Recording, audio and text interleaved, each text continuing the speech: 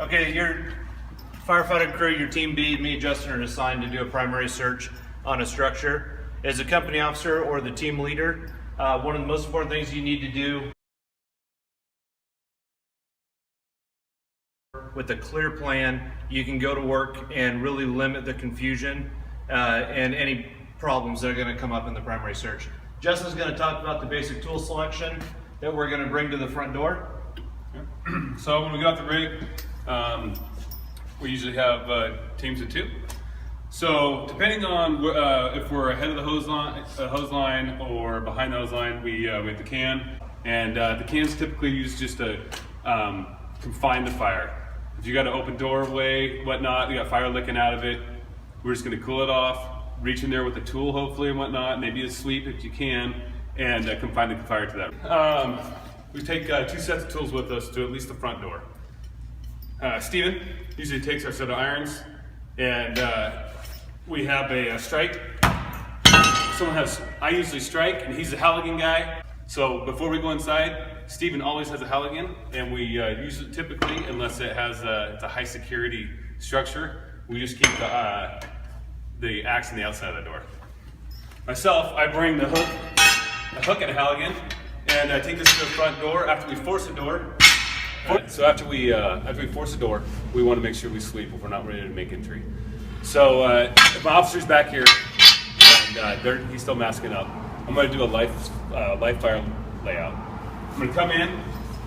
I'm going to get low, hook my foot, do a nice sweep, and as I'm looking up, I'm looking from the ground. Keep my eyes below the smoke level. I'm looking up for life. So I'm going to do a full sweep of the area. I'm looking for anything I can see life. I'm looking for the fire, where the smoke is traveling, where it's coming from, if I can see any glow. And I'm also looking for layouts. I'm looking for stairwells, doors, trying to get a good picture so when I come back out and I talk to my officer before we make entry, that he knows the conditions and he knows our actions. We're going to go in, we're going to go left because we're going to go upstairs where the bedrooms are. So we can have some kind of plan before we make entry. Once we come in, we take the hook. When I bring the hook in, I come through the threshold, I pop holes in the ceiling just as we do in fire attack, make sure fire is not in the attic and it's not getting above us and behind us. And then I set it inside. I do not take a 6-foot hook with me throughout a full structure unless there's special needs.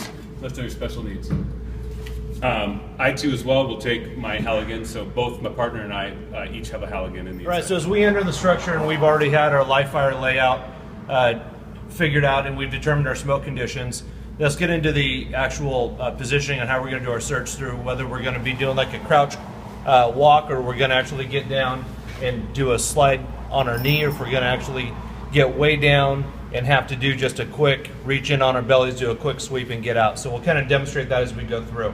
It's going to dictate, the smoke's going to dictate how we do this. Remember that per policy we have to be within voice, vision, touch, or tether, and those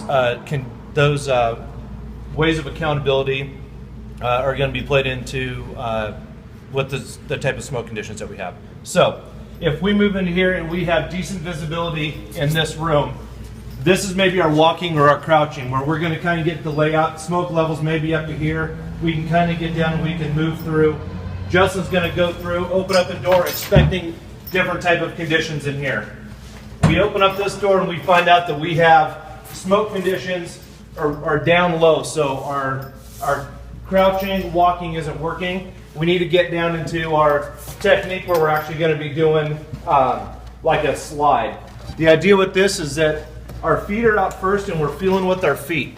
Our weight is behind us, so if we encounter a staircase or a hole in the floor, we're not committed. Utilize your foot and your leg for sweeping and for sounding.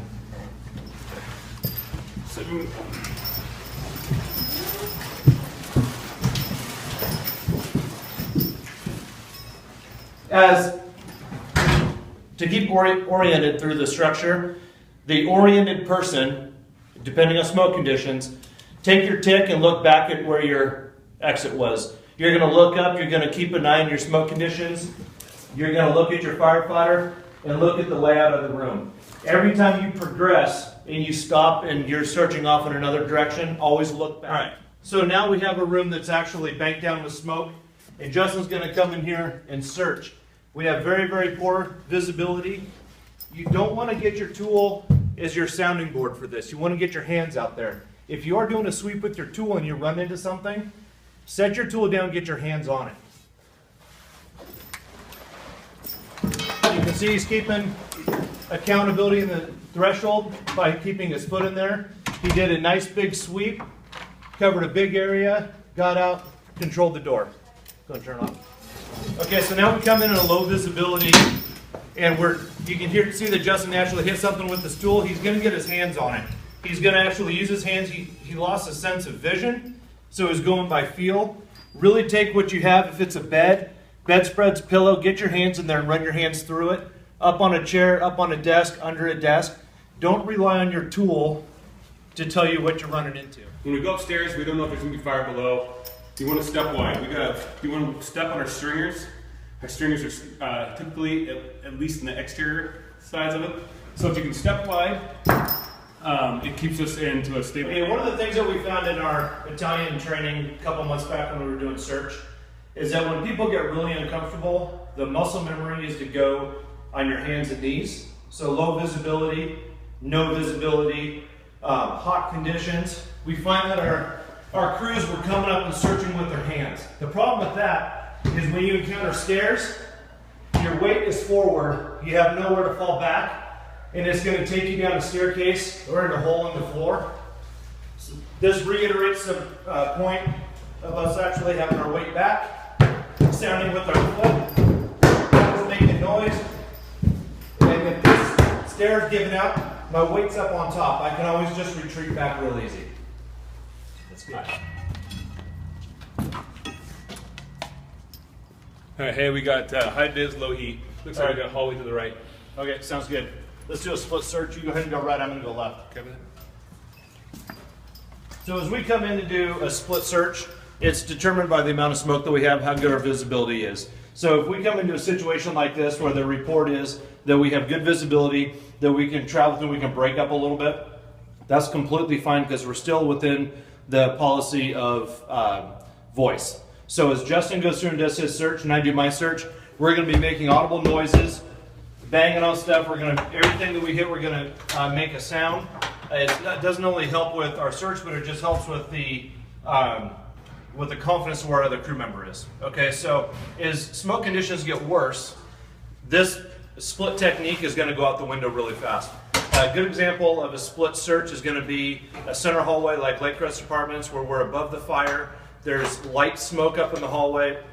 We get into the rooms and then we're finding that the rooms are clear. We can search that whole floor quicker by doing a split search. Justin going one direction, me going another. We're oriented still because we have good visibility. Anytime the visibility gets compromised, this search technique is out the window and we're going to go to something else. We're going to talk about oriented search. Oriented search happens when we have low vis, zero vis, sometimes high heat. What I'm going to be on the oriented man, I usually have the take if there's only one. We're going to go in, we're going to size this building up. I'm going to, as Dan's we'll call him the dog. He goes in, I'm sweeping the ceiling, I'm sweeping for any kind of egress, and I'm looking for victims on the floor with my tick. I'm staying oriented to the conditions to the outside. I can close this door, just depends on conditions in the hallway, but I want to make sure that we have good egress. So as we come in here, I'm staying oriented to the exit. I'm guiding Dan. Dan, hey, we need far left, go left. Yep. So I'm just telling him where to search. Whatever I can't see of my tick he's hitting, he doesn't have to come through this whole building. If I can see from the front door this area here, I'm not going to have him hit the area. I'm going to have him hit behind here where I can't see, probably in the corners, and then I'm going to have him come directly back to me. Okay. All right. So for the search drill this year, we want to accomplish three things. When we force the door and prior to us making entry, I want to make sure that we do live fire, layout, size up. The search guy comes back outside, makes a plan with the other firemen they're doing a search with, either a split search, BES, oriented search, before they make entry. Then I want to make sure we're talking about search positioning. We have high visibility search. We're walking. We're upright. We got a tool in our hand, and we're making moves. We're making quick moves. You know, getting our eyes underneath beds and closets, stuff like that. But besides that, it should be pretty quick. When you got moderate visibility, you might need to get low, get a little bit below the smoke level. But you can move whatever way you want to move, whatever's quick. But I need to make sure that we would like your guys' eyes below the smoke.